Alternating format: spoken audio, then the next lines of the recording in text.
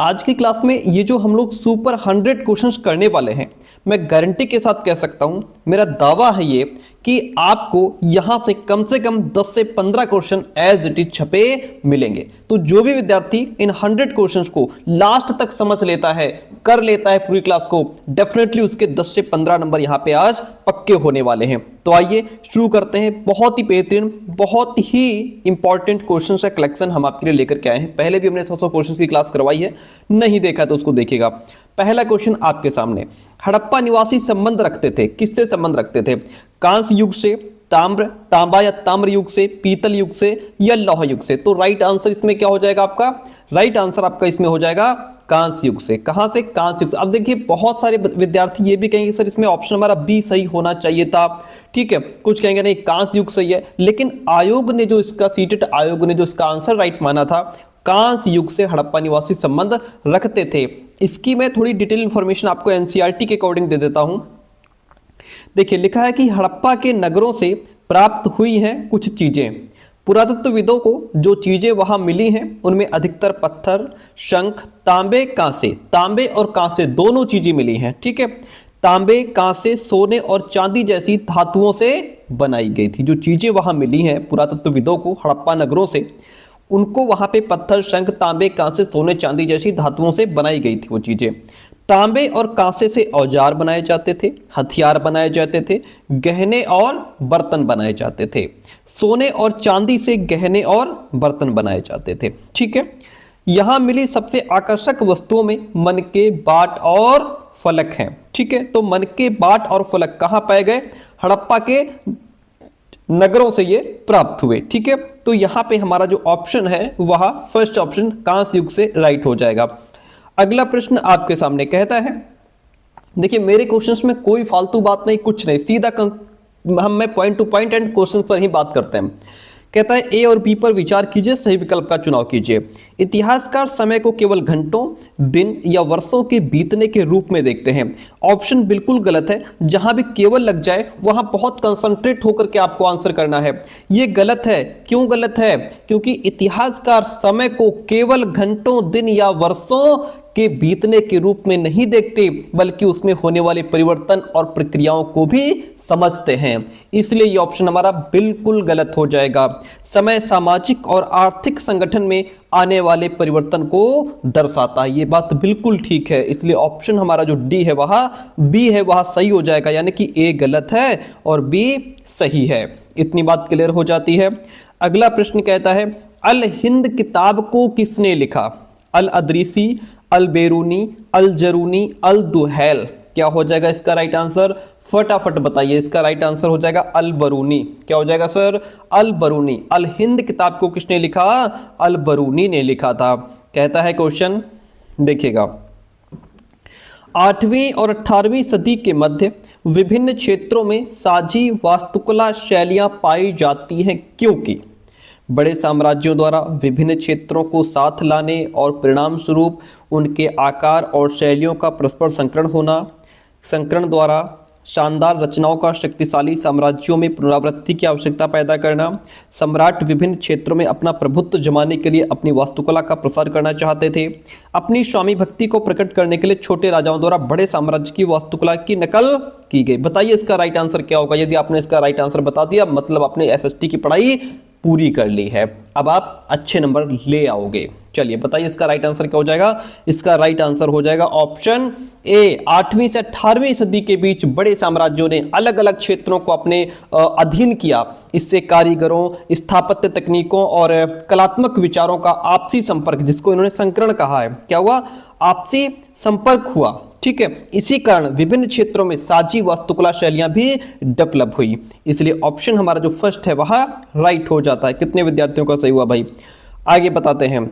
निम्न कथनों पर विचार कीजिए। कहता है, आज से लगभग 2000 साल पहले चरक नाम के एक वैद्य पैदा हुए थे। उन्होंने कहा था कि मनुष्य के शरीर में 360 हड्डियां होती हैं। जी हाँ, कहा तो था, हमने भी सुना था, ठीक है, दांतों, जोड़ों और उपास्थियों की गणना करके चरक इस संख्या पर पहुंचे थे। बिल्कुल बात सही है हमारी, ए और बी ऑप्शन दोनों ही सही है, क्योंकि ऐसा कहा गया है अगर उन्होंने 360 हड्डियां बताई थी, इसका मतलब है, अनुमान लगाया जाता है कि इसका मतलब उन्होंने दांतों, जोड़ों और इन सब हड्डियों को भी जोड़ा होगा। ठीक है, दांतों को भी हड्डियों के रूप में ही लिया होगा, तभी उन्होंने इतनी हड्डियां बताई हैं। दोनों ही ऑप्शन यहां पे हमारे राइट हो जाते हैं। अगला प्रश्न आपके सामने क्या कहता है भाई, प्रश्न देखिएगा। कहता है कि एक तरफ नृत्य शैली है, एक तरफ राज्य है, कौन सी नृत्य शैली किस राज्य की है, ये आपको बताना है। देखिएगा, कथक किस राज्य की नृत्य शैली है, कथक जाएगा हमारा उत्तर प्रदेश के साथ में। भरतनाट्यम किस राज्य की नृत्य शैली है, तो ये हमारा जाएगा तमिलनाडु के साथ में। कथकली जो है वहां जाएगा केरल राज्य की नृत्य शैली है। कुचिपुड़ी आंध्र प्रदेश की नृत्य शैली है। तो राइट क्या हो जाएगा इसमें, ये हो जाएगा A3 के साथ गया, A3 हो गया, B second, A3 B second और C4 D1 ठीक है। तो इस तरीके से जो बी ऑप्शन है हमारा वहां राइट हो जाता है। आगे बढ़िए भाई, और प्यारा क्वेश्चन लीजिए। चलिए, इसका राइट आंसर बताने वाले को उचित इनाम दिया जाएगा। क्वेश्चन कहता है निम्नलिखित समुदायों का सही क्रम कौन सा है जिन्होंने शासकों के खिलाफ विद्रोह किया, प्रारंभिक विद्रोह से आरंभ करते हुए बताओ। इसका सीक्वेंस आपको बताना है कि पहले कौन सा, आदिवासियों का पहले कौन सा विद्रोह हुआ, फिर उसके बाद कौन सा विद्रोह हुआ।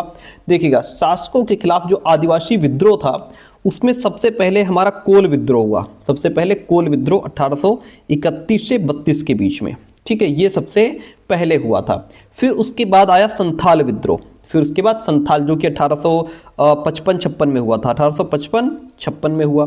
फिर इसके बाद आया बस्तर विद्रोह जो कि हमारा 1910 में हुआ। सर कब हुआ, 1910 में। फिर इसके बाद आया बल्ली विद्रोह, वर्ली विद्रोह जो कि 1915 से 25 के बीच में, वो सबसे बाद में 1900 ये हुआ था 15 से लेकर के 25 के बीच में, ठीक है, ये सबसे बाद में हुआ। अब सीक्वेंस में लगाओ भैया, सबसे पहले कोल आएगा, फिर उसके बाद में हमारा संथाल आएगा, फिर उसके बाद में बस्तर आएगा जो कि हमारा 1910 में हुआ था, फिर उसके बाद वर्ली आएगा क्योंकि ये हमारा 1915 से 25 के बीच में हुआ था। इसका मतलब है ऑप्शन जो बी है वह राइट हो जाएगा। यदि आपको इस तरीके से इनकी डेट पता होगी तब आप राइट आंसर कर पाएंगे। आगे बढ़ जाते हैं बिना टाइम वेस्ट किए। आदिवासियों के विषय में निम्नलिखित कथनों पर विचार करें और सही विकल्प का चयन करें। आदिवासी मुखियाओं ने औपनिवेशिक काल में अपनी प्रशासनिक शक्तियों को खो दिया था। बात तो ठीक है भाई, आदिवासी मुखियाओं को कुछ गांवों की भूमि पर अपना स्वामित्व बनाए रखने की अनुमति दे दी गई थी। अपने लोगों में आदिवासी मुखियाओं का पारंपरिक आधिपत्य बना रहा नहीं, अपने लोगों में आदिवासी मुखियाओं का पारंपरिक आधिपत्य नहीं बना रहा था। यह ऑप्शन सी जो है वह हट जाएगा, ए और बी हमारे सही हो जाते हैं। ए और बी जो ऑप्शन है वह सही हो जाता है। चलिए, महिलाओं और सुधार के संदर्भ में निम्नलिखित कथनों को पढ़ें, सही विकल्प का चुनाव कीजिएगा। कहता है कि ब्रिटिश शासन के दौरान प्राचीन ग्रंथों के ज्ञान ने सुधारकों को नए कानूनों के प्रचारित करने में सहायता की थी। बिल्कुल सही है। सामाजिक प्रथाओं में सुधार के लिए सुधारकों ने प्राचीन ग्रंथों को नकार दिया था, ये भी बात ठीक है। हमारे दोनों ही ऑप्शंस यहाँ भी राइट हो जाते हैं, ए और बी दोनों ऑप्शंस सही हो जाते हैं। चलिएगा, हम बहुत ज़्यादा एक्सप्लेन नहीं कर रहे हैं क्योंकि समय कम है, आप ज़्यादा से ज़्यादा क्वेश्चंस रिपीट कर पाएँ, रिवाइज कर पाएँ, यही बहुत है। तमिलनाडु में पेरियार ने, जहाँ जरूरत होगी वहाँ जरूर एक्सप्लेन करेंगे। तमिलनाडु में पेरियार ने गैर ब्राह्मण आंदोलन आरंभ किया था। इसने जाति प्रथा को कई चुनौतियाँ दी। निम्न कथनों पर विचार कीजिए और सही विकल्प का चुनाव कीजिए। अब देखिए, पॉइंट कहता है कि तमिलनाडु पेरियार की बात हो रही है। उन्होंने मंदिर प्रवेश आंदोलन आरंभ किया। उन्होंने मानवता की एक जाति एक धर्म एक ईश्वर का नारा दिया। उन्होंने स्वाभिमान आंदोलन का आरंभ किया, या फिर उन्होंने मद्रास में 1864 में वेद समाज की स्थापना की थी। क्या हो जाएगा राइट आंसर, देखिएगा राइट आंसर हो जाएगा उन्होंने। जो ईवी रामास्वामी नायकर पेरियार थे, उन्होंने स्वाभिमान आंदोलन की शुरुआत की थी। ये ऑप्शन हमारा ठीक हो गया। अच्छा, अगर ये लाइन किसके साथ जाएगी, आपको मैंने कल भी बताया था, ये लाइन जो है, जो एझावा जाति के श्री नारायण गुरु थे उन्होंने ये नारा दिया था। कौन, श्री नारायण जो गुरु थे एझावा जाति के, ठीक है, उनकी ये लाइन है। और जो वेद समाज है इसकी स्थापना मद्रास चेन्नई में 1864 में हुई थी। बिल्कुल ठीक है, लेकिन स्थापना करने वाले थे केशव चंद्र सेन और के श्रीधरलू नायडू थे, ठीक है, जिन्होंने वैद्य समाज की स्थापना की थी। सारे ऑप्शन क्लियर हो गए। अकॉर्डिंग टू द क्वेश्चन हम जाएंगे ऑप्शन नंबर सी के साथ में। आगे बढ़ जाइए। ज्योतिराव फूले ने जाति असमानता की आलोचना किसके द्वारा की थी? जाति व्यवस्था के खंडन हेतु धर्म ग्रंथों को पढ़ना और उनको उद्धृत करना, यह तर्क देकर कि आर्य विदेशी थे और उन्होंने मूल निवासियों पर आधिपत्य स्थापित कर जाति व्यवस्था लागू की। यही ऑप्शन हमारा ठीक है। ज्योतिराव फूले ने जाति असमानता की आलोचना जो है वह ये तर्क देकर की थी कि आर्य विदेशी थे और उन्होंने मूल निवासियों पर आधिपत्य स्थापित कर जाति व्यवस्था लागू की। Option B is the right one in this question. आगे बढ़िए। जलियांवाला बाग कांड के विरुद्ध महात्मा गांधी ने किस अभियान का आह्वान किया था?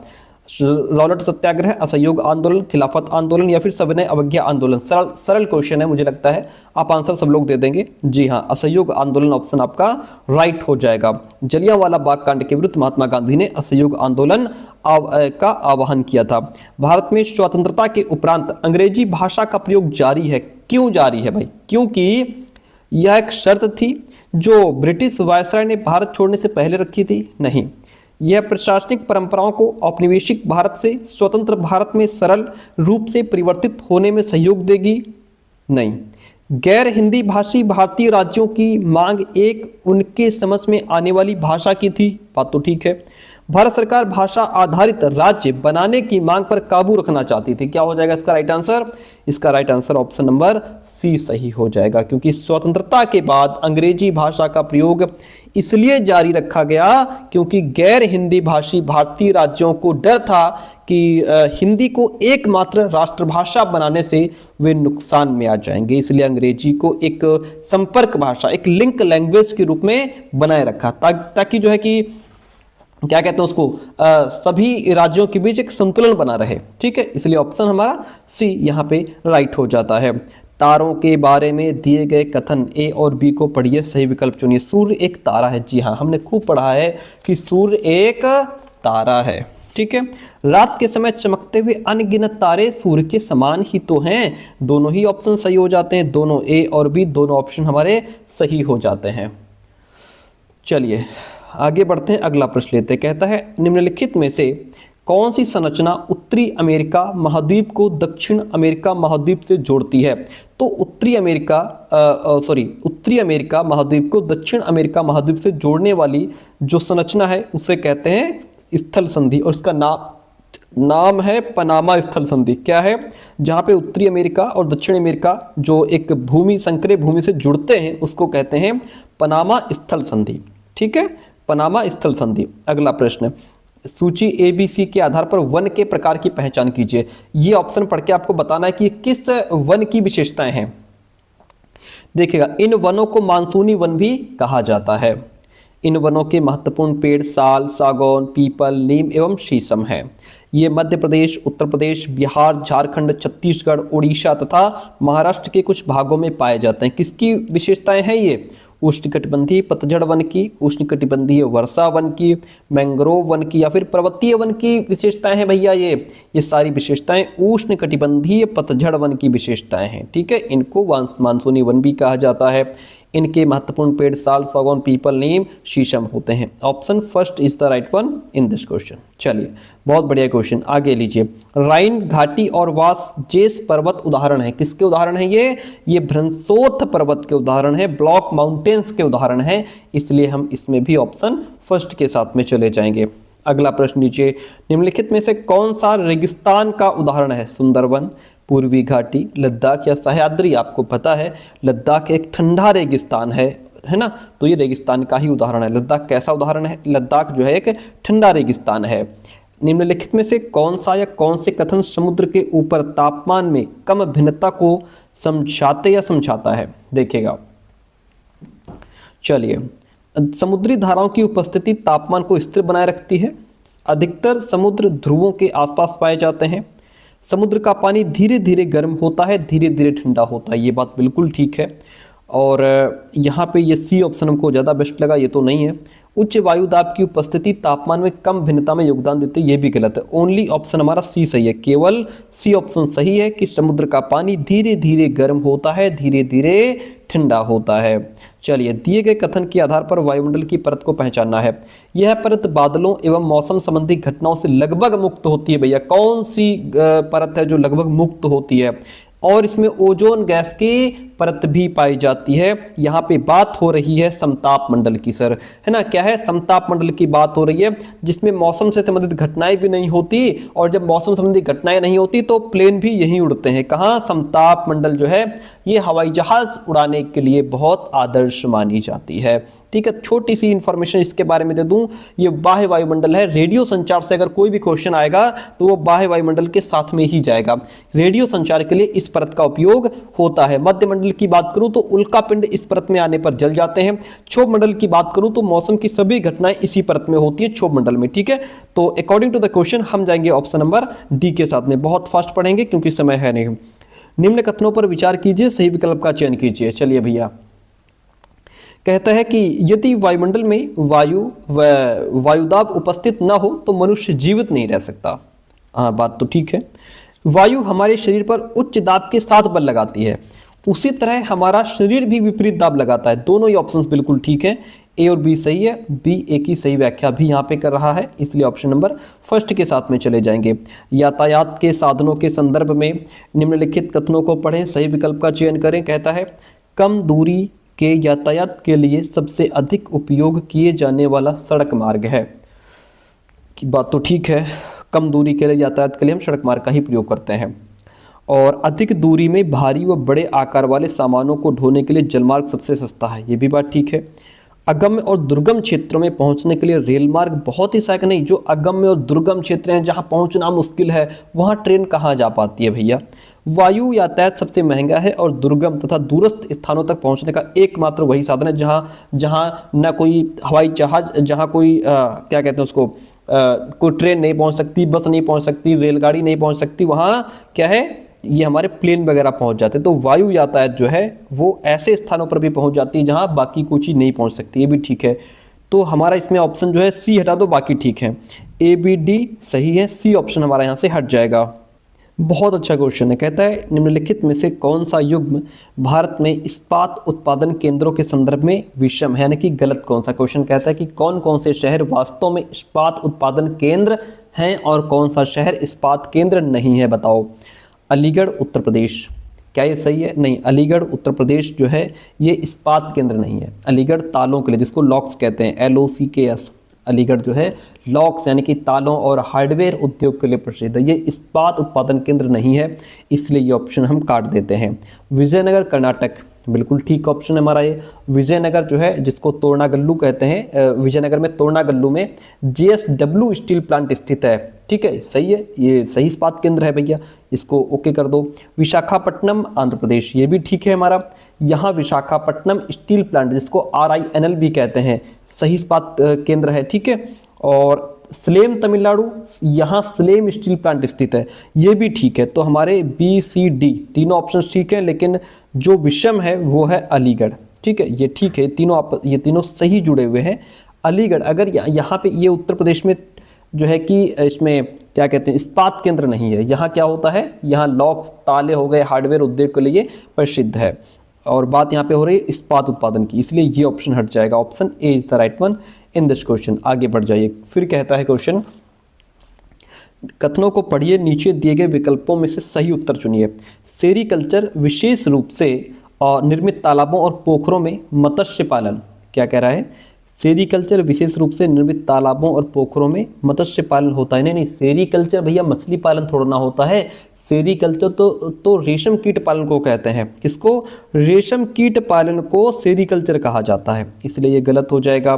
पिसीकल्चर रेशम के कीड़ों का वाणिज्यिक पालन होता है, नहीं, ये भी गलत है। पिसीकल्चर मतलब मछली पालन होता है। ठीक है, दोनों ऑप्शन गलत हैं हमारे यहाँ पे, तो क्या हो जाएगा, ऑप्शन ए और बी दोनों ही गलत हैं। ठीक है, मैं यहाँ पे थोड़ा बता दूं, देखिएगा, एग्रीकल्चर कृषि होती है, मृदा की जुताई, फसलों को उगाना और पशुपालन का विज्ञान एवं कला है, इसे खेती भी कहते हैं। सेरीकल्चर, क्वेश्चन में पूछ रहा था सेरीकल्चर। सेरिकल्चर रेशम उत्पादन, रेशम के कीटों का वाणिज्यिक पालन सेरिकल्चर कहलाता है। यह कृषक की आय में पूरक हो सकता है। पिसीकल्चर मछली पालन होता है। विशेष रूप से निर्मित तालाबों और पोखरों में जो मछली पालन होता है उसे पिसीकल्चर कहा जाता है। फिर आता है विटीकल्चर, अंगूर की खेती को विटीकल्चर कहा जाता है। हॉर्टिकल्चर, वाणिज्यिक उपयोग के लिए सब्जियों, फूलों और फलों को उगाना हॉर्टिकल्चर कहलाता है। वेरी गुड, बहुत बड़े क्वेश्चन, आगे बढ़ जाइए। क्या कहता है, देखिएगा, भारत के कौन से क्षेत्र की भेड़ से पश्मीना ऊन मिलता है? लद्दाख, पुलवामा, पुंछ या अनंतनाग? क्या हो जाएगा इसका राइट आंसर? वह है हमारा लद्दाख। ठीक है, लद्दाख में जो भेड़ होती है उस भेड़ से पश्मीना ऊन मिलता है। ऑप्शन फर्स्ट राइट हो जाएगा। चलिए, विभिन्न समुदायों के लोग विभिन्न प्रकार या विभिन्न तरीकों से एक दूसरे का अभिवादन करते हैं। अलग अलग तरीके से एक दूसरे से नमस्ते करते हैं। कोई राम राम कह रहा है, कोई जयराम जी की कह रहा है ना, कोई अलग अलग तरीके से अभिवादन करते हैं। ये किसका चिन्ह है? ये समाजवाद का है, धर्मनिरपेक्षता का है, ये डाइवर्सिटी है, या फिर ये सामाजिक न्याय का चिन्ह है? तो ये हमारा क्या है? ये डाइवर्सिटी है, ये विविधता है कि सबकी सभ्यता संस्कृति अलग अलग है, इसीलिए हर व्यक्ति अपने तरीके से, हर समाज अपने तरीके से क्या करता है? एक दूसरे का अभिवादन करता है। ऑप्शन सी, इसको क्या कहेंगे? इसको विविधता कहेंगे, डाइवर्सिटी कहेंगे। ठीक है, चलिए, कि उसी के डाइवर्सिटी की वजह से हमारे तौर तरीके अलग अलग हैं। निम्न कथनों को ध्यान से पढ़िए। राज्य का प्रमुख राज्यपाल होता है। बात तो ठीक है, राज्य का प्रमुख राज्यपाल होता है। राज्यपाल की नियुक्ति राज्य सरकार द्वारा, नहीं यहीं पे गलत हो गया, राज्यपाल की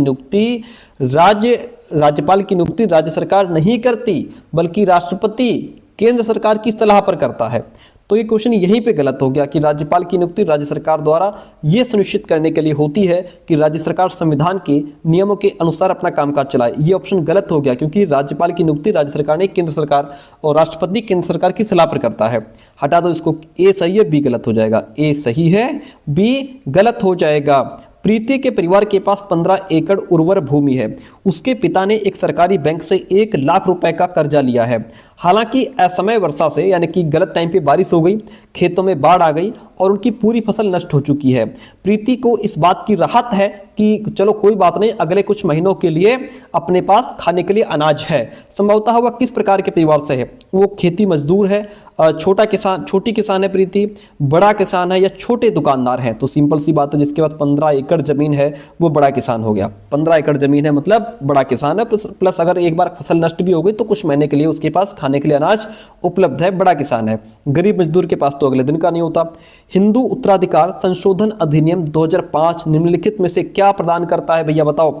कुल नाम न अपनाने की स्वतंत्रता, पिता की संपत्ति पर पुत्र और पुत्री का समान अधिकार, महिलाओं द्वारा हिंदू विवाह अधिनियम के अंतर्गत वैवाहिक अवस्था को खारिज करने का अधिकार, कृषि भूमि पर पुत्रों का वंशागत अधिकार। क्या हो जाएगा इस प्रश्न का राइट आंसर? भैया हो जाएगा ऑप्शन बी, पिता की संपत्ति पर पुत्र और पुत्री का समान अधिकार होगा। ऑप्शन बी राइट हो जाता है। कहता है निम्नलिखित में से कौन सा बुनकर सहकारी संस्थाओं के संदर्भ में सही है? हमने आपको पिछली वीडियो में बताया था, बुनकर सहकारी संस्थाओं के बारे में डिटेल में बताया था आपको। ठीक है, चलिए, व्यापारियों के ऊपर निर्भरता को कम करने और बुनकरों की आय बढ़ाने में ये जो सहकारी संस्थाएं होती हैं ये काम करती हैं। ठीक है, ऑप्शन फर्स्ट हमारा तो ठीक है यहाँ पे। और अप्रत्यक्ष रूप से बड़ी कंपनियों को सहायता नहीं करती है, जो छोटे बुनकर वगैरह होते हैं उनकी हेल्प करती है। ये बुनकर सदस्य दादन व्यवस्था में काम करते हैं? नहीं, यहाँ पे दादन व्यवस्था में काम नहीं करते, क्योंकि दादन व्यवस्था में जो व्यापारी होते हैं वो बुनकरों को कच्चा माल देते हैं, उनसे तैयार माल प्राप्त करते हैं। यहाँ पे ऐसा नहीं है। सहकारी संस्थाएं विपणन यानी कि मार्केटिंग में संलिप्त रहती हैं, उसमें इंक्लूड रहती हैं। तो यहाँ पे फर्स्ट ऑप्शन और डी ऑप्शन हमारा राइट है। ए और डी जो है वह सही हो जाता है। ठीक है, भारत जो कि एक लोकतांत्रिक देश है, इसमें सार्वभौमिक वयस्क मताधिकार का मतलब क्या है? सार्वभौमिक वयस्क मताधिकार का मतलब है कानून के समक्ष प्रत्येक व्यक्ति समान है, या विकलांग बच्चों को विद्यालयों की मुख्य धारा में सम्मिलित करने के लिए निःशुल्क शिक्षा देना, 18 साल से ऊपर की उम्र की महिलाओं को मत देने का अधिकार है, प्रत्येक व्यक्ति जो 18 साल से ऊपर की उम्र का है उसे वोट देने का अधिकार है, चाहे उसकी सामाजिक आर्थिक पृष्ठभूमि कैसी भी हो। यही सार्वभौमिक वयस्क मताधिकार का मतलब है। Option D is the right one in this question. आगे बढ़िए। उच्च शिक्षा के लिए लड़कों और लड़कियों को विभिन्न विषयों को चुनने के लिए इसलिए समाजीकृत नहीं किया जाता क्योंकि उनमें उस विषय के लिए अभिवृत्ति पाई जाती है। ओके, बल्कि उन्हें अपने लिंगानुसार विषयों को आत्मसात करने और चुनने के लिए तैयार किया जाता है। किसके हिसाब से? अपने लिंगानुसार, मतलब लड़के हो तो मैथ्स पढ़ोगे, साइंस पढ़ोगे, लड़की हो तो होम साइंस पढ़ोगी, इस तरीके से, ठीक है। लिंगानुसार विषयों को आत्मसात करने और चुनने के लिए तैयार किया जाता है। इसे क्या कहा जाएगा? ये भेदभाव है, ये उल्लंघन है, रूढ़िबद्ध धारणा है या यौन शोषण है? तो सिंपल सी बात है भैया, ये रूढ़िबद्ध धारणा है कि लड़कियां हैं तो खाना ही पकाएंगी, लड़के हैं तो बाहर काम ही करेंगे, वो साइंस पढ़ेंगे, मैथ्स पढ़ेंगे, है ना, इंजीनियर बनेंगे, और लड़कियां हैं वो चूल्हा चौका बर्तन ही करेंगे, उनको होम साइंस ही पढ़ना चाहिए। ये जेंडर स्टीरियोटाइप है सर। क्या है? जेंडर स्टीरियोटाइप है। भारतीय संविधान की निम्नलिखित विशेषताओं में से कौन सी विशेषता नागरिकों को राज्य की सत्ता के मनमाने और निरंकुश अधिकार के प्रयोग से सुरक्षा प्रदान करती है? संघवाद, मौलिक अधिकार, विधायिका, कार्यपालिका और न्यायपालिका के बीच शक्तियों का बंटवारा, या फिर संसदीय शासन प्रणाली? क्या हो जाएगा? बेस्ट ऑप्शन क्या होगा इसमें? ऑप्शन आपको ऐसे मिलेंगे जो सब सही लगेंगे, सब ठीक लगेंगे, लेकिन you have to choose the best one. Best one क्या हो जाएगा हमारा? मौलिक अधिकार। Option B is the right one in this question. यदि न्यायपालिका को लगता है कि संसद द्वारा पारित किया गया कोई कानून संविधान के आधारभूत ढांचे का उल्लंघन कर रहा है तो उसे रद्द करने का उसके पास अधिकार है। ये क्या कहलाता है? विवादों का निपटारा, न्यायिक समीक्षा, कानून की रक्षा और मौलिक अधिकारों का क्रियान्वयन, या फिर इसको स्वतंत्र न्यायपालिका कहेंगे? क्या कहेंगे सर इसको न्यायिक समीक्षा कहा जाता है। यदि न्यायपालिका को लगता है कि संसद द्वारा पारित किया गया कोई कानून संविधान के आधारभूत ढांचे का उल्लंघन कर रहा है तो उसे रद्द करने का उसके पास अधिकार है। इसको न्यायिक समीक्षा कहते हैं, जुडिशियल रिव्यू कहते हैं इसको, ठीक है। चलिए, बढ़िया क्वेश्चन था, ऑप्शन बी राइट भी हो गया हमारा। विकलांग व्यक्तियों के अधिकार अधिनियम 2016 के संबंध में निम्नलिखित में से कौन सा कथन सही नहीं है? You have to choose the wrong one. आपको यहाँ पे गलत ढूंढना है। देखिएगा, सरकार विशेष विद्यालयों में विकलांग बच्चों की शिक्षा को प्रोत्साहित करती है कि जो विशेष विद्यालय होते हैं उनमें विकलांग बच्चों को पढ़ाओ। ऐसा नहीं है, ये ऑप्शन बिल्कुल गलत है, क्योंकि सरकार विशेष विद्यालयों में नहीं, हर विद्यालय में, ठीक है, किसी भी कोई भी विद्यालय हो वहाँ बच्चों को पढ़ाओ। समाज में पूर्ण भागीदारी के लिए विकलांग व्यक्तियों को भी समान अधिकार प्राप्त हैं। केंद्र सरकार को विकलांग व्यक्तियों के लिए उच्च शिक्षा संस्थानों में 10% आरक्षण देना चाहिए। केवल केंद्र सरकार के कार्यालयों तथा संस्थानों को ही पहुंच योग्य बनाना तथा उनमें रैंप ढलान बनाए जाने चाहिए। तो इसमें कौन सा ऑप्शन सही नहीं है? ये सही नहीं है कि सिर्फ विशेष विद्यालयों में ही पढ़ाओ, सभी प्रकार के विद्यालयों में बच्चे को पढ़ा सकते हो। ऑप्शन फर्स्ट राइट हो जाता। आगे बढ़िए भाई। कहता है कि 1984 की भोपाल गैस त्रासदी का एकदम सही वर्णन निम्न में से कौन सा है? संपीड़ित प्राकृतिक गैस सीएनजी प्लांट में विस्फोट हुआ, रसोई गैस सिलेंडर एलपीजी के गोदाम में विस्फोट हुआ, क्षेत्रीय स्तर पर बीमारी फैला रहे चूहों को मारने के लिए एक जहरीली गैस का उत्पादन हो रहा था, या कीटनाशक का उत्पादन करने वाले एक प्लांट से जहरीली गैस का रिसाव हुआ। यही ऑप्शन हमारा डी राइट है। 1984 की भोपाल गैस त्रासदी में यूनियन कार्बाइड के कीटनाशक, जिसको पेस्टिसाइड कहते हैं, उस प्लांट से मिथाइल आइसोसाइनेट नामक जहरीली गैस का रिसाव हुआ और इसी रिसाव के कारण हजारों लोगों की मृत्यु हुई और लाखों लोग प्रभावित हो गए थे इससे, ठीक है। हमारा जो ऑप्शन डी है वह राइट हो जाएगा। इतनी बात क्लियर है? Very good. आगे बढ़ते हैं। चलिए, कहता है इतिहास के किस भाग को एक विशेष स्तर पर पढ़ाना है? यह निर्भर करता है किस पर? इतिहास के अवसर पर, इतिहास के स्वभाव पर, इतिहास के लक्ष्यों एवं उद्देश्यों पर, इतिहास की मान्यताओं पर। ये देखिए, इतिहास के किस भाग को एक विशेष स्तर पर पढ़ाना है, ये डिपेंड करता है कि जो हम पढ़ा रहे हैं उसके पीछे मोटिव क्या है, हमारा लक्ष्य क्या है, किस उद्देश्य को लेकर के हम पढ़ा रहे हैं। तो इतिहास के लक्ष्यों और उद्देश्यों पर ये डिपेंड करता है। ऑप्शन सी राइट हो जाएगा। बहुत बेस्ट क्वेश्चन है। देखिए, इनमें से कौन सा वर्णन मूल्य और भाव यह दर्शाता है कि छात्रों ने डाइवर्सिटी का कॉन्सेप्ट समझ लिया है? देखिएगा, कौन सा मूल्य और भाव ये दिखाता है कि छात्रों ने डाइवर्सिटी को समझ लिया है। राष्ट्रीय प्रतीकों और इमारतों के प्रति वो आदर दर्शाएंगे, इससे हम समझ पाएंगे कि उन्होंने विविधता को समझ लिया है। देश की विभिन्न वेशभूषा शैलियों का ज्ञान हो जाएगा। देश में बोले जाने वाली विभिन्न भाषाओं के प्रति सजगता दिखाएंगे। विभिन्न क्षेत्रों, समुदायों, काम धंधों और भाषा वाले लोगों के प्रति आदर और प्रशंसा का भाव रखना। मूल्य और भाव की बात हो रही है, सिंपल सी बात है भैया। यदि बच्चों ने अलग अलग क्षेत्रों के प्रति, अलग अलग समुदायों के प्रति, काम धंधा, कोई भी काम छोटा बड़ा नहीं होता, ये समझ उसके अंदर आ जाए, और अलग अलग भाषा बोलने वाले लोगों के प्रति जब बच्चों के अंदर एक आदर और प्रशंसा का भाव जागृत हो जाएगा, हम समझ लेंगे कि इन्होंने डाइवर्सिटी को समझ लिया है। ऑप्शन डी राइट हो जाएगा। निम्नलिखित प्रश्न सामान्यतः सामाजिक विज्ञान की कक्षाओं में पूछे जाते हैं। उस प्रश्न का चयन कीजिए जो समालोचनात्मक चिंतन के विकास के लिए बृहत्तर क्षेत्र उपलब्ध कराता है। आपको पता है समालोचनात्मक चिंतन में बच्चा गहराई से सोचता है, तर्क वितर्क करता है ना, और उसकी गहराई में जाता है, एनालिसिस करता है, फिर एक सही निष्कर्ष पर पहुंचता है, जिसमें कोई रटा रटाया आंसर बच्चा नहीं देता है, अपना दिमाग लगाता है। देखिए, राजा हरिश्चंद्र फिल्म के निर्माता का नाम क्या है, तो रटा रटाया आंसर बच्चा दे देगा। फैक्ट बेस्ड क्वेश्चन है, इसको हटा दो। इसमें समालोचनात्मक चिंतन नहीं होगा, इसमें बच्चा गहराई में नहीं जाएगा, एनालिसिस नहीं करेगा, अपना दिमाग नहीं लगाएगा। बॉम्बे फिल्म उद्योग पहली बार कब सामने आया, आंसर दे देगा कि हाँ इस सन में आया। बॉम्बे की फिल्मों की प्रकृति का वर्णन कीजिए, प्रकृति बता देगा, कुछ खास दिमाग लगाएगा नहीं इसमें। बॉम्बे की बहुत सी फिल्में प्रवासियों के जीवन के बारे में क्यों थी, हाँ वाई, जहां वाई लग जाएगा बच्चा वहां पे दिमाग लगाएगा कि बॉम्बे की बहुत सी फिल्में प्रवासियों के जीवन में के बारे में क्यों थी। जब बच्चा आंसर देगा तो उसके पीछे तर्क भी देगा, एनालिसिस करेगा कि ऐसा क्यों हुआ था। यहां बच्चा गहराई से सोचने पर मजबूर हो जाएगा और ऑप्शन हमारा डी राइट हो जाएगा। चलिए, सामाजिक विज्ञान पाठ्यक्रम में प्रोजेक्ट वर्क देने के पीछे का रीजन क्या होता है, छात्रों को अपने समय का सही उपयोग करने का अवसर देना, यह सुनिश्चित करना कि पाठ्यक्रम पूरा हो जाए, छात्रों में सुनने और पढ़ने के स्किल्स को डेवलप करना, विद्यालयी शिक्षा को सामाजिक वास्तविकता से जोड़ना। सर यही तो मेन प्रोजेक्ट वर्क के पीछे का रीजन यही है कि जो विद्यालयी शिक्षा है उसको सामाजिक वास्तविकता से हम कैसे जोड़ें, बच्चे की डेली लाइफ से उस चीज़ को हम कैसे जोड़ पाएँ, किताबों को जो भी हम स्कूल में क्लास में पढ़ा रहे हो बच्चों की डेली लाइफ से कैसे जुड़ पाए, यही तो प्रोजेक्ट वर्क का मेन काम होता है। ऑप्शन डी राइट हो जाएगा।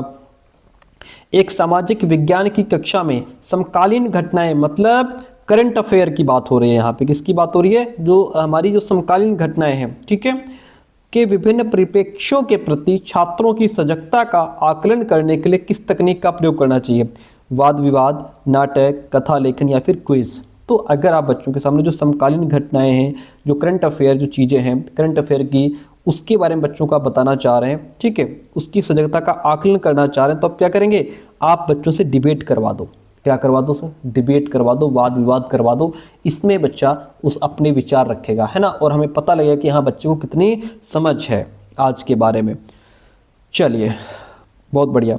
मूल्यांकन अध्यापकों को छात्रों के विषय में निम्न में से क्या जानने का अवसर देता है। अगर टीचर यहाँ पे बच्चों का मूल्यांकन कर रहा है तो मूल्यांकन जो है वो टीचर्स को बच्चों के बारे में क्या जानने का अवसर दे रहा है, छात्रों ने क्या सीखा, वे कैसे सीखते हैं, उनकी क्या रुचियां हैं, किस क्षेत्र में बच्चे का इंटरेस्ट है, या उन्होंने क्या नहीं सीखा। देखिए किसकी जानकारी देता है यहाँ पे, तो वो जानकारी देता है छात्रों ने क्या सीखा, इंटरेस्ट किस में है, उन्होंने क्या कौन कौन सी चीज़ें नहीं सीखी, ये सब चीज़ें हमको पता लगती हैं। ऐसा नहीं पता लगता मूल्यांकन से कि वो कैसे सीख रहे हैं।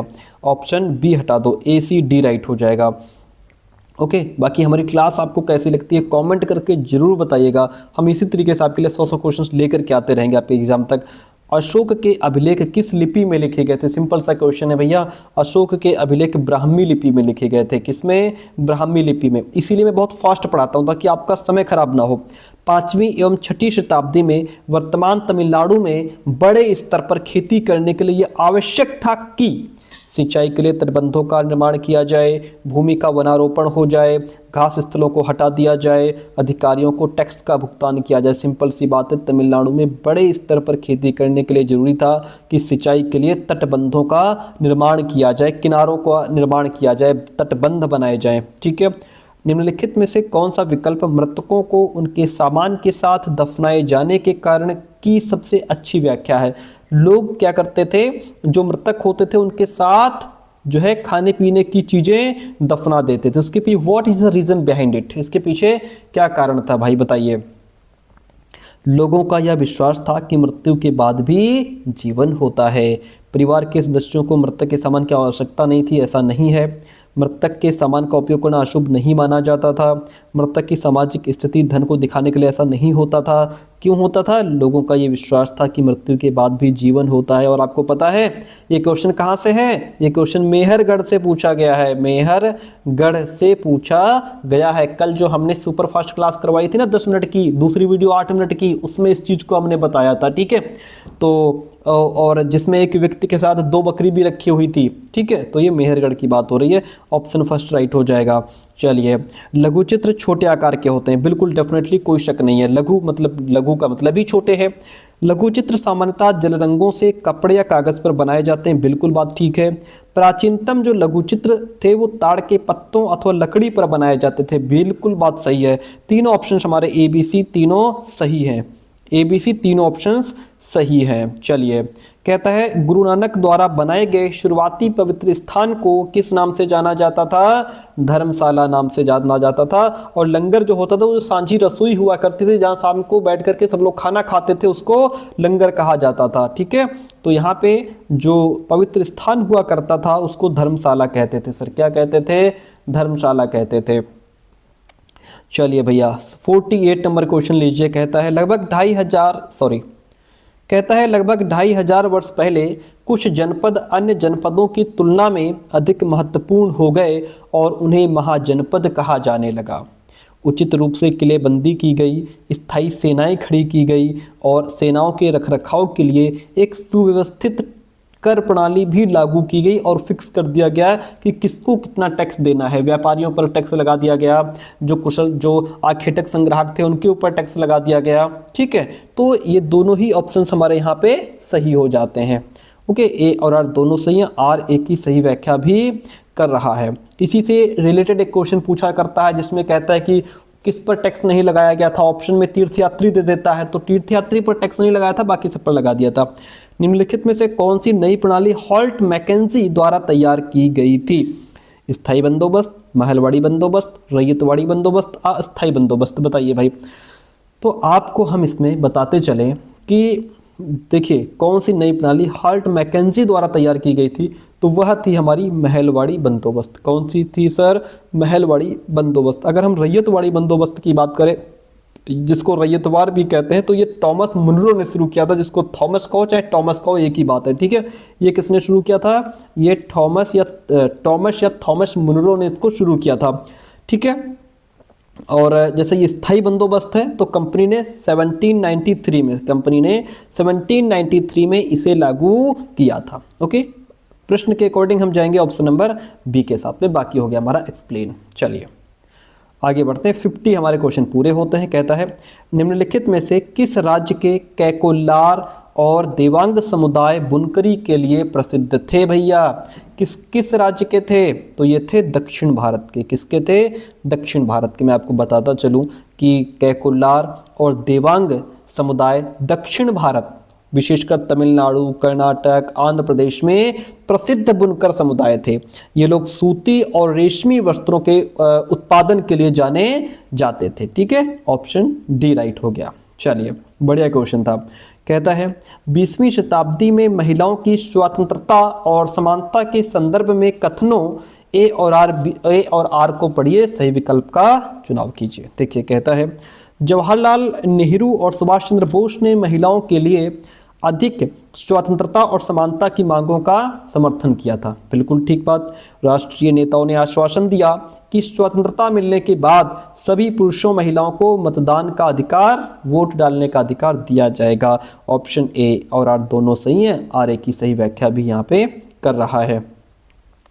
इनमें से कौन सा शब्द सूफीवाद से जुड़ा है? सही विकल्प का चुनाव कीजिए। खानकाह, रक्श, जिक्र, स्नान, बताइएगा सूफीवाद से कौन जुड़ा है? तो सूफीवाद से इसमें जुड़े हैं हमारे ABC तीनों। कैसे? खानकाह क्या होता है सर? खानकाह जो है ये सूफी संतों के रहने और उनके जो अनुयायी होते थे उनकी आध्यात्मिक शिक्षा का एक प्रमुख केंद्र, जिसे आश्रम या मठ भी कहा जाता है। आश्रम या मठ भी कहा जाता है, ये होता है खानकाह। रक्स क्या होता है सर? रक्स जो है सूफियों द्वारा किया जाने वाला एक आध्यात्मिक नृत्य होता है रक्स। जिक्र क्या होता है सर? जिक्र की बात करूं तो ईश्वर के नाम का स्मरण या जाप, ये सूफी साधना का मूल तत्व होता है जिक्र, ठीक है। तो ये तीनों जो हैं हमारे वो ABC क्या हैं, सूफीवाद से जुड़े हुए हैं। इतनी बात क्लियर है, ठीक है। किसने काश्तकार की चाबुक नामक पुस्तक लिखी है? किसने लिखी है भाई काश्तकार की चाबुक नामक पुस्तक किसने लिखी है? तो वो है ज्योतिराव फुले। कौन है? ज्योतिराव फुले है। आगे बढ़ जाइए, कहता है कि निम्नलिखित में से किस स्वतंत्रता सेनानी जो वर्तमान के कर्नाटक से थी ने प्रभात फेरियों का आयोजन किया? सरोजनी नायडू, अंबाबाई, बेगम हजरत महल या विजय लक्ष्मी पंडित? आई होप कि आंसर आपको आता ही होगा डेफिनेटली, और वो थी कर्नाटक की अंबाबाई जिन्होंने प्रभात फेरियों का आयोजन किया था। ठीक है, प्रभात फेरियों का आयोजन अंबाबाई ने किया जो कि थी कर्नाटक से। ऑप्शन बी राइट हो गया भैया। प्रांतीय स्वायत्तता के बारे में कथन ए और बी पर विचार कीजिए, सही विकल्प का चुनाव कीजिए। कहते हैं सरकार ने ऐलान किया कि 1937 में प्रांतीय विधायिकाओं के लिए चुनाव कराए जाएंगे। इन चुनावों के परिणाम आने पर 11 में से 7 प्रांतों में कांग्रेस की सरकार बनी। सिंपल सी बात है, दोनों ही ऑप्शन हमारे यहाँ पे ठीक है। ओके, चलिए तो हम आगे बढ़ जाएंगे, कुछ खास नहीं समझना है इसमें।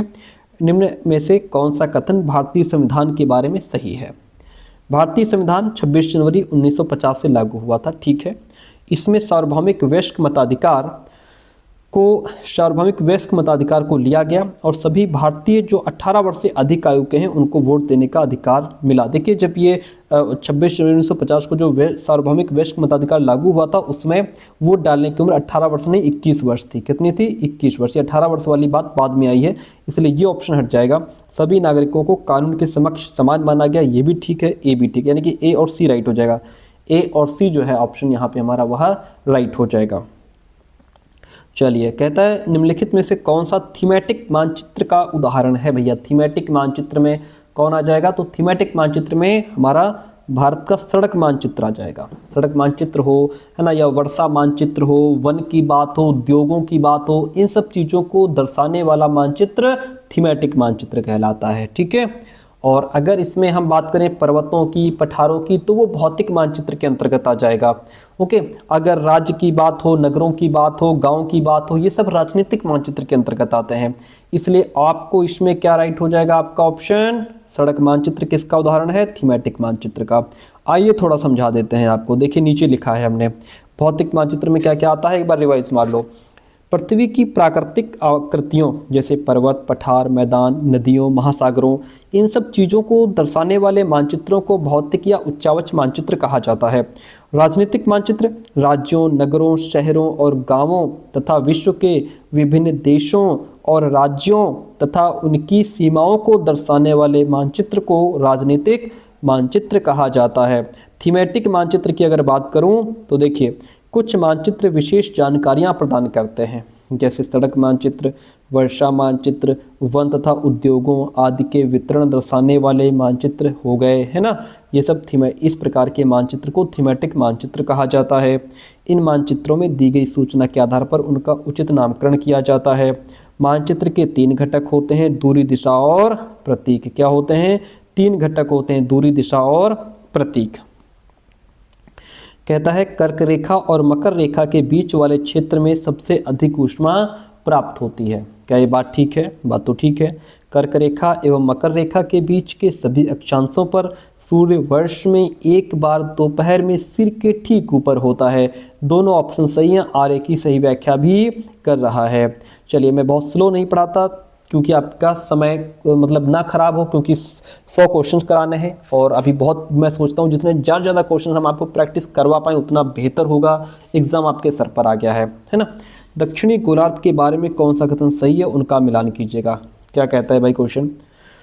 कहता है दक्षिणी गोलार्ध में सबसे लंबा दिन 21 जून को होता है। नहीं सर, ये तो गलत बता रहा है, क्योंकि उत्तरी गोलार्ध में सबसे लंबा दिन 21 जून को होता है, दक्षिणी में नहीं। इसको हटा दीजिए, ठीक है। और क्या हो जाएगा भाई? दक्षिणी गोलार्ध में सबसे छोटा दिन 21 जून को होता है। ये भी ऑप्शन हमारा गलत हो जाएगा। तो यहाँ पे बचता क्या है? 21 मार्च और 23 सितंबर को दक्षिणी गोलार्ध में दिन और रात की अवधि समान होती है। ये ऑप्शन हमारा ठीक है, सी। केवल सी ऑप्शन जो है वहाँ राइट हो जाएगा। कहता है शैल के एक प्रकार से दूसरे प्रकार में परिवर्तित होने की प्रक्रिया को क्या कहते हैं? शैल निर्माण, शैल चक्र, शैल परिवर्तन या फिर शैल अपघटन। क्या कहते हैं भाई इसको? इसको कहा जाता है रॉक साइकिल। क्या कहा जाता है? शैल चक्र कहा जाता है। चलिए, महासागरीय जल का लयबद्ध रूप से दिन में 2 बार उठना एवं गिरना क्या कहलाता है? इसको कहते हैं ज्वार भाटा। क्या कहते हैं सर? इसको कहते हैं ज्वार भाटा। महासागरीय जल का लयबद्ध रूप से दिन में 2 बार उठना गिरना ज्वार भाटा कहलाता है। चलिए, बढ़िया क्वेश्चन आ गया। अब इसका सही उत्तर दीजिए। कहता है कि निम्न युग्मों पर विचार कीजिए और उचित विकल्प का चुनाव कीजिए। फिर आपसे पूछेगा कि इनमें से कितने जोड़े सही हैं। एक जोड़ा ही सही है, या इसमें कोई 2 जोड़े सही हैं, या इसमें 3 जोड़े सही हैं, या सभी चारों जो है वो सही लिखे हुए हैं। आपको बताना। देखिए, उत्तरी अमेरिका एक तरफ क्षेत्र है, एक तरफ उसका घास स्थल है। तो उत्तरी अमेरिका के घास स्थल को क्या कहते हैं? उत्तरी अमेरिका की जो प्रमुख घास भूमि होती है उसको प्रेयरी कहते हैं। मतलब ये सही मिला हुआ है। ओके। दक्षिण अफ्रीका डाउन नहीं, ये हमारा गलत मिला हुआ है, क्योंकि दक्षिण अफ्रीका की जो घास भूमि होती है उसको वेल्ड कहते हैं। क्या कहते हैं? उसको वेल्ड कहते हैं। ठीक है, इसमें मिलाने वाला नहीं है, इसमें सिर्फ ये बताना है कौन कौन सही जुड़े हुए हैं। अगर दक्षिण अफ्रीका के सामने वेल्ड लिखा होता यहाँ पे तब ये सही जोड़ा माना जाता, लेकिन ऐसा नहीं है तो हम इसको हटा देंगे।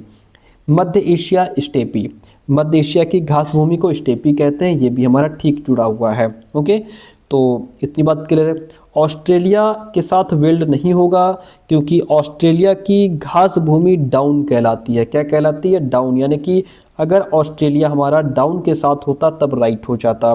तो कुल मिलाकर के केवल एक तो ये सही है, एक ये सही है, मतलब 2 जोड़े इसमें सही हैं। क्या? केवल 2 युग्म जो है वो सही है। ठीक है, इतनी बात क्लियर है। अब आगे बढ़ जाते हैं भैया। चलिए, अगला प्रश्न कहता है निम्नलिखित में से आने वाली सुनामी का पहला संकेत कौन सा है? तटीय क्षेत्र में आता हुआ जल, तटीय क्षेत्र से जल में कमी आती है, तटीय क्षेत्र की तरफ बढ़ती विशालकाय तरंग, तटीय क्षेत्र से जाती हुई विशालकाय तरंग। तो क्या हो जाएगा इसका राइट आंसर? तटीय क्षेत्र से जल में कमी आ जाती है। सुनामी का पहला संकेत यही है कि तटीय क्षेत्र से जल में कमी आ जाती है, जो जल है वो किनारों से पीछे चला जाता है। ठीक है, ऑप्शन बी राइट हो जाएगा। अगला प्रश्न नीचे कहता है प्राकृतिक वनस्पति और वन्य जीवन हमें कहाँ मिलते हैं? स्थलमंडल में, जलमंडल में, वायुमंडल में या जैव मंडल में? ये सब चीज़ें हमें मिलती हैं जैव मंडल में। सर कहाँ मिलती हैं? जैव मंडल में। ऑप्शन डी राइट हो जाएगा। आगे बढ़ जाइए। कहता है भारत के ठंडे रेगिस्तान से, ठंडा रेगिस्तान कौन है भारत का? लद्दाख जो है वह ठंडा रेगिस्तान है। भारत के ठंडे रेगिस्तान से होकर के कौन सी नदी बहती है? तो लद्दाख के क्षेत्र से होकर के, यानी ठंडे रेगिस्तान के क्षेत्र से होकर के बहने वाली प्रमुख नदी सिंधु है। सर कौन सी है?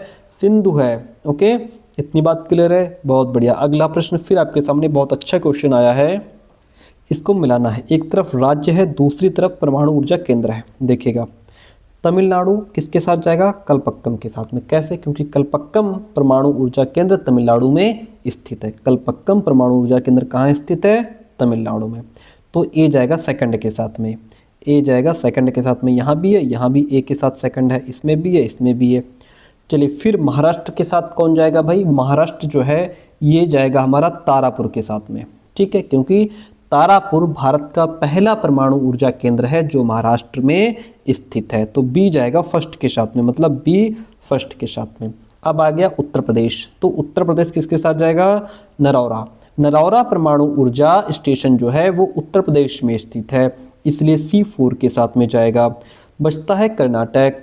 कर्नाटक किसके साथ जाएगा? कैगा के साथ। कैगा परमाणु ऊर्जा केंद्र कर्नाटक राज्य में स्थित है, तो ये जाएगा हमारा कर्नाटक, यानी कि D3 के साथ में। ठीक है, तो यहाँ पे ऑप्शन जो सी है वहाँ राइट हो जाता है। सिंपल सी बात है।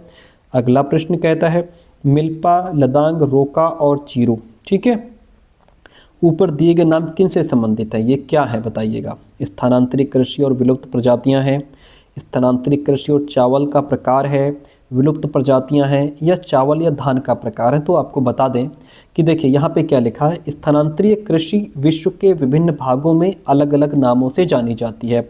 स्थानांतरीय कृषि को झूमी खेती कहते हैं उत्तर पूर्वी भारत में, स्थानांतरीय कृषि को मिल्पा कहते हैं मैक्सिको में, रोका कहते हैं ब्राज़ील में, लदांग कहते हैं मलेशिया में, जबकि खेती वही है स्थानांतरीय खेती। ठीक है, और स्थानांतरित खेती। अब देखिए मिल्पा, लदांग और रोका, ठीक है, मिल्पा, लदांग और रोका ये क्या है, ये तीनों ही स्थानांतरित कृषि के नाम हैं। तो एक तो स्थानांतरित कृषि, और चीरू जो है ये एक प्रकार का जीव है जो विलुप्त होने की कगार पे है, तो विलुप्त प्रजातियां हो जाएगा, इसलिए यहाँ पे ऑप्शन फर्स्ट हमारा राइट हो गया। आगे बढ़ेंगे, भारत का वर्णन करते हुए किसने अनेकता में एकता मुहावरे का प्रयोग किया है? यूनिटी इन डाइवर्सिटी का प्रयोग किसने किया है भाई? महात्मा गांधी, रविंद्रनाथ टैगोर, जवाहरलाल नेहरू या बाल गंगाधर तिलक? कौन है? वो है जवाहरलाल नेहरू सर। कौन है? जवाहरलाल नेहरू है। अगला प्रश्न 69 नंबर लीजिए, कहता है कि स्थानीय संचार माध्यम क्या है? राज्य समूहों द्वारा दूर दराज के क्षेत्रों के लोगों के स्थानीय मुद्दों को कवर करने के उद्देश्य से चलाया जाने वाला संचार माध्यम, या फिर राष्ट्रीय समूहों द्वारा दूर दराज के क्षेत्रों के लोगों के स्थानीय मुद्दों को कवर करने के उद्देश्य से चलाया जाने वाला संचार माध्यम। स्थानीय समूहों द्वारा दूर दराज के क्षेत्रों के लोगों के स्थानीय मुद्दों को कवर करने के उद्देश्य से चलाया जाने वाला संचार माध्यम, ये हमारा स्थानीय संचार माध्यम या मीडिया कहलाता है। ऑप्शन सी ठीक हो जाएगा। भारतीय संघीय व्यवस्था के अंतर्गत निम्नलिखित में से किस विषय पर केंद्र सरकार कानून नहीं बना सकती है? बताइए। बैंकिंग पर कानून नहीं बना सकती, संचार पर, पुलिस पर या मुद्रा पर? तो देखिए आपको बता दें कि जो पुलिस है यह राज्य सरकार का विषय है। पुलिस राज्य सरकार का विषय, केंद्र सरकार का विषय नहीं है, इसलिए केंद्र सरकार बैंकिंग, संचार, मुद्रा इन पर तो कानून बना सकती है, पुलिस पर कानून नहीं बना सकती, यह राज्य सरकार का विषय है। भारत में सरकार 3 स्तरों पर काम करती है। इस सिद्धांत को संविधान की भाषा में क्या कहते हैं? इस सिद्धांत को संविधान की भाषा में संघवाद कहा जाता है। क्या कहा जाता है? संघवाद कहा जाता है, फेडरलिज्म कहा जाता है। दादन व्यवस्था एक ऐसी व्यवस्था को संदर्भित करती है जिसमें बुनकर इकट्ठे होकर परस्पर लाभ के लिए काम करते हैं, बुनकर सूत खरीदने में अपना पैसा लगाते हैं और तैयार कपड़ों को सीधे बाजार में बुनकर नहीं बेच पाते, क्योंकि दादन व्यवस्था में जो है कि इनको जो व्यापारी होता है वो कच्चा माल देता है, तैयार माल लेता है, ठीक है, बाजार से इनका कोई मतलब नहीं होता। व्यापारी कच्चा माल बुनकरों को देता है और इसे तैयार माल प्राप्त करता है, यही हमारी दादन व्यवस्था है। चलिए, निम्नलिखित में से किन कारणों से ग्रामीण परिवारों में से लोग विशेष मौसमों में पलायन कर जाते हैं? किस रीजन की वजह से जो लोग हैं वो अपने गांव से या घर से नगरों में चले जाते हैं काम करने के लिए? देखिए, ग्रामीण क्षेत्रों में कुछ परिवार ऐसे हैं जो बड़ी बड़ी ज़मीनों, व्यापार और अन्य काम धंधों पर फल फूल रहे हैं। खेतीहर मजदूर अपनी कमाई के लिए दूसरों के खेतों पर निर्भर रहते हैं। ये बात ठीक है। यहाँ पे जो बड़ी बड़ी ज़मीन, व्यापार और काम धंधों पर फल फूल रहे हैं वो क्यों ही पलायन करेंगे भैया? इसलिए ये तो गलत है, ये ठीक है। साल के हर समय उन्हें काम नहीं मिल पाता, इसलिए बेचारे जब गांव में काम नहीं होता तो वो बाहर चले जाते हैं, पलायन कर जाते हैं, ये भी ठीक है। खेतीहर मजदूर अपने काम के बदले बहुत कम पैसा कमाते हैं, इसलिए भी वो दूसरी जगह काम करने चले जाते हैं। बी सी डी 3 ऑप्शन इसमें ठीक है, हमारे B C D 3 option right हो जाते हैं। किसने कहा था, मैं यह विचार सहन नहीं कर सकता कि जिस आदमी के पास संपत्ति है वह वोट दे सकता है, लेकिन वो आदमी दिन भर अपना पसीना बहाकर ईमानदारी से काम करता है वह वोट नहीं दे सकता, क्योंकि उसने गरीब आदमी होने का गुनाह किया है। कौन कहते हैं भैया? महात्मा गांधी, अंबेडकर जी, रविंद्रनाथ टैगोर या जवाहरलाल नेहरू? वो कहते हैं हमारे महात्मा गांधी जी। स्टेटमेंट किसका है? महात्मा गांधी जी का है। ओके, इतनी बात क्लियर है, ठीक है। सरकार ने ऐसे कानून पारित किए हैं जो डैश से अधिक महिला कर्मचारियों वाले संगठनों के लिए क्रेच सुविधाएं, ठीक है, प्रदान करना अनिवार्य बनाते हैं। 15, 20, 25, 30, तो 30 से अधिक महिला, कितने?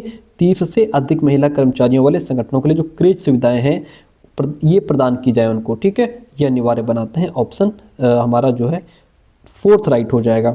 भारतीय संविधान का कौन सा हिस्सा या भाग कल्याणकारी राज्य के आदर्श होने की घोषणा करता है? मौलिक अधिकार, राज्य के नीति निर्देशक सिद्धांत, प्रस्तावना या फिर 7वीं अनुसूची? क्या हो जाएगा इसमें राइट आंसर हमारा? तो वह है राज्य के नीति निर्देशक सिद्धांत, ठीक है, ये वो हिस्सा है हमारे संविधान का जो कल्याणकारी राज्य के आदर्श होने की घोषणा करता है। ऑप्शन बी राइट हो गया। डॉक्टर भीमराव अंबेडकर के अनुसार मौलिक अधिकारों के दोहरे उद्देश्य क्या है? चलिए इसको समझते हैं।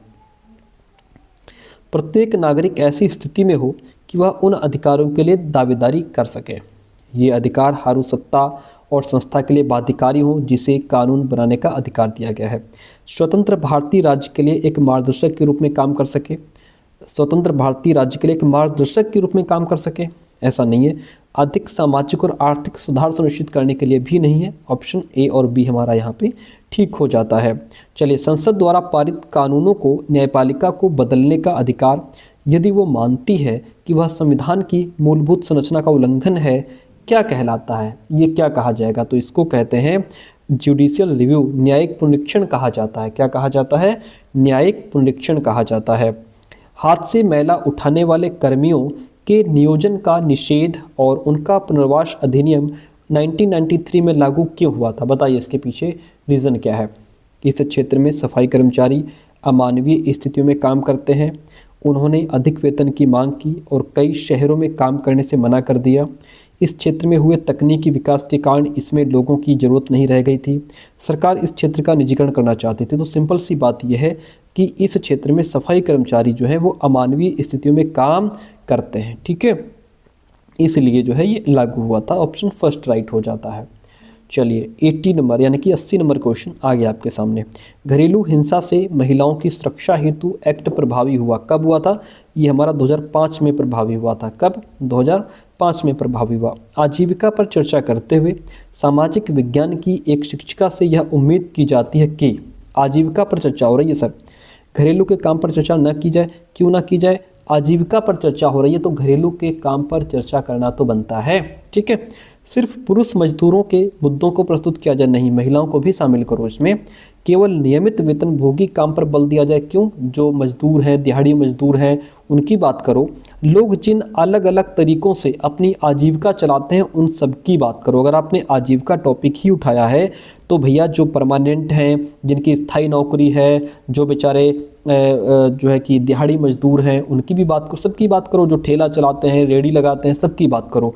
ऑप्शन डी राइट हो जाएगा। जिस जिस तरीके से आदमी काम कर रहा है, पैसा कमा रहा है, सबकी बात करो। श्रेष्ठ विकल्प चुनना है जो ये सिद्ध करता है कि क्यों सामाजिक विज्ञान के शिक्षण के समय, सामाजिक विज्ञान को पढ़ाते समय कक्षा में प्रश्न पूछने के लिए बच्चों को प्रोत्साहित करना चाहिए। प्रश्न बच्चों की जिज्ञासा को बढ़ाते हैं, बिल्कुल, बच्चों को तो क्यूरियोसिटी आती है, ओके। और क्या है, बच्चों को इसका एहसास कराया जा सकता है कि उनमें बुद्धि की कमी है। ऐसा थोड़ी है कि प्रश्न पूछने से बच्चों के अंदर हम उसको फील करा देंगे तुम्हारे अंदर बुद्धि नहीं है। प्रश्न अधिगम को पारस्परिक क्रियाओं द्वारा आगे की ओर ले जाते हैं और संकल्पनात्मक स्पष्टता यानी कि उनका जो कॉन्सेप्ट है वो क्लियर होता है, इसकी तरफ हम बढ़ते हैं। ये बात ठीक है। बच्चे भाषा संबंधी स्किल्स के अभ्यास की आवश्यकता को समझते हैं, ये भी ठीक है। ऑप्शन हमारा बी हटा दो, ACD राइट हो जाएगा, ACD राइट हो जाएगा, ठीक है। चलिए आगे बढ़ेंगे, 83 नंबर क्वेश्चन पे पहुंचेंगे हम लोग। कहता है, सामाजिक विज्ञान की एक शिक्षिका विभिन्न विद्यार्थियों को अक्सर भिन्न भिन्न काम निर्धारित करती है। वह विश्वास करती है कि सभी बच्चों को एक ही प्रकार का काम दिया जाना उन्हें पसंद नहीं आता। ऐसा नहीं है, विद्यार्थियों में व्यक्तिगत भिन्नताएं होती हैं। हाँ, ये बात ठीक है, इसीलिए तो अलग अलग काम देती है कि बच्चों में अलग अलग भिन्नताएं होती हैं। कोई ये क्वेश्चन लगा पाएगा, कोई नहीं लगा पाएगा। किसी के लिए सरल क्वेश्चन बहुत सरल है, किसी के लिए बहुत कठिन है। तो जो बालक जैसा है, जैसी उसकी योग्यता क्षमता है, जैसा उसका लेवल, उसके हिसाब से काम दो उसको, ठीक है। हर बच्चे की रुचि क्षमता योग्यता अलग अलग होती है। ऑप्शन बी राइट हो जाएगा। चोल मंदिर धार्मिक, सामाजिक एवं सांस्कृतिक जीवन के केंद्र थे। चोल कांस्य प्रतिमाएं देवी देवताओं की थी, पर कुछ प्रतिमाएं भक्तों की भी थी। बात तो हमें ठीक लग रही है यहाँ पे, ठीक है। लेकिन यहाँ पे ए और बी तो दोनों सही है, लेकिन ए का सही स्पष्टीकरण बी नहीं है, इसलिए हम सेकंड ऑप्शन के साथ में चले जाएंगे। दिल्ली के सुल्तानों के समय तवारीख यानी इतिहास के लेखकों ने जन्मसिद्ध अधिकार और लिंग भेद पर आधारित आदर्श समाज व्यवस्था बनाए रखने की सलाह दी। उनके विचारों से सारे लोग सहमत नहीं थे, अलग अलग प्रकार के लोग थे, ठीक है। तो सब लोग इनके विचार से सहमत नहीं थे। बी हटा दो, ए सही है, ए सही है, किंतु बी गलत हो जाएगा। कहता है, दिए गए लक्षण ए बी के आधार पर महाद्वीप की पहचान करें। किसकी बात हो रही है? यह विश्व का सबसे छोटा महाद्वीप है जो पूरी तरह से दक्षिणी गोलार्ध में स्थित है। इसे द्वीपीय महाद्वीप भी कहा जाता है। बात किसकी हो रही है? बताओ भाई, किसकी बात हो रही है? यहाँ पे बात हो रही है हमारे छोटे से महाद्वीप ऑस्ट्रेलिया की बात हो रही है, ठीक है। सबसे छोटा महाद्वीप ऑस्ट्रेलिया है, इसे द्वीपीय महाद्वीप भी कहा जाता है, इसी की यहाँ पे बात हो रही है। सौरमंडल में हम जैसे जैसे सूर्य से दूर जाते हैं, क्या होता जाता है, वैसे वैसे ग्रहों द्वारा सूर्य के चारों ओर एक परिक्रमण करने की अवधि भी बढ़ती जाती है। ठीक है, ऑप्शन सी यहाँ पे हमारा राइट हो गया। मेरा उद्देश्य यहाँ पे आपका समय खराब करना नहीं है, बस आप क्वेश्चन प्रैक्टिस कर पाओ। कल्पना करें यदि पृथ्वी अपने कक्षीय समतल की ओर नहीं झुकी होती तो क्या हो जाता। प्रदीप्ति वृत्त और देशांतर रेखाएं एक दूसरे से मिल जाती, और प्रदीप्ति वृत्त और अक्षांशीय रेखाएं एक दूसरे से मिल जाती। किसी क्षेत्र विशेष में कोई मौसमी परिवर्तन नहीं होता, किसी क्षेत्र विशेष में ज़्यादा मौसमी परिवर्तन होता। क्या होता, बताइए क्या हो जाएगा। एक तो इसमें हमारा फर्स्ट ऑप्शन राइट है और दूसरा हमारा सी ऑप्शन राइट है। ए और सी जो है वहाँ यहाँ पे सही हो जाएगा। भारत में शरद ऋतु के संबंध में कथन ABC पर विचार कीजिए, सही विकल्प का चुनाव करना है आपको। शरद ऋतु की यहाँ पे बात हो रही है, देखिएगा। इस मौसम को दक्षिण पश्चिम मानसून के नाम से भी जाना जाता है। ठीक है, और इस मौसम में पवन बंगाल की खाड़ी, नहीं, इसको दक्षिण पश्चिम मानसून के नाम से नहीं जाना जाता, इसको हटा दो। ठीक है, इस मौसम में पवन बंगाल की खाड़ी तथा अरब सागर में स्थल की ओर बहती है। अच्छा भाई, ये भी तो गलत है। यह मौसम मानसून के आने और आगे बढ़ने का नहीं, यह मौसम मानसून के लौटने का समय होता है। ठीक है, वापस लौटने का, आगे बढ़ने का नहीं होता, ये भी गलत है। यहाँ पे हमारे 1 2 3 सब गलत हैं, ये सारे ही ऑप्शंस गलत दिए गए हैं। चलिए आगे बढ़ते हैं। कहता है 90 नंबर क्वेश्चन है, निम्नलिखित में से कौन सी नदियाँ सुंदरबन डेल्टा का निर्माण करती हैं। महानदी, गोदावरी, कृष्णा, कावेरी, गंगा, ब्रह्मपुत्र या नर्मदा और तापी। क्या हो जाएगा सही आंसर इसका राइट आंसर हो जाएगा गंगा ब्रह्मपुत्र। क्या हो जाएगा, गंगा ब्रह्मपुत्र नदियाँ सुंदरबन डेल्टा का निर्माण करती हैं। अंतरिक्ष से प्रवेश करने वाले उल्कापिंड इस परत में आने पर जल जाते हैं। इस परत में बढ़ती ऊंचाई के साथ तापमान घटता जाता है। किसकी बात हो रही है, मध्यमंडल की बात हो रही है। किसकी, मध्यमंडल की। आतपन का संबंध किससे है, सूर्य ऊर्जा के साथ, बहिर्मंडल और उसमें होने वाली गैसों के साथ, वायुदाब के साथ, या फिर मौसमी पवनों के साथ। किसकी बात हो रही है, सूर्य ऊर्जा के साथ। जो इंसोलेशन है is associated with solar energy, किसके साथ है, सूर्य ऊर्जा के साथ में।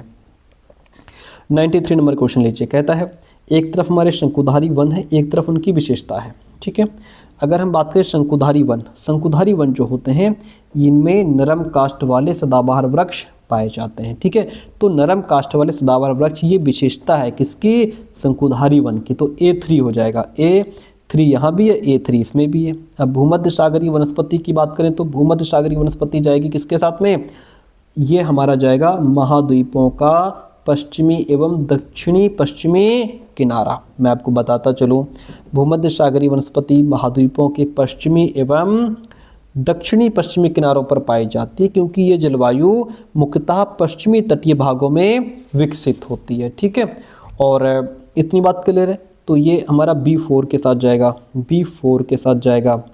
अब बात आती है हमारी उष्णकटिबंधीय सदाबहार वनों की। तो जो उष्णकटिबंधीय सदाबहार वन होते हैं इनमें सागौन, महोगनी, रोजवुड जैसे जो हार्डवुड यानी कि दृढ़ काष्ठ वाले वृक्ष पाए जाते हैं। तो हमारा सी के साथ में सेकंड ऑप्शन हो जाएगा, सी के साथ में सेकंड ऑप्शन।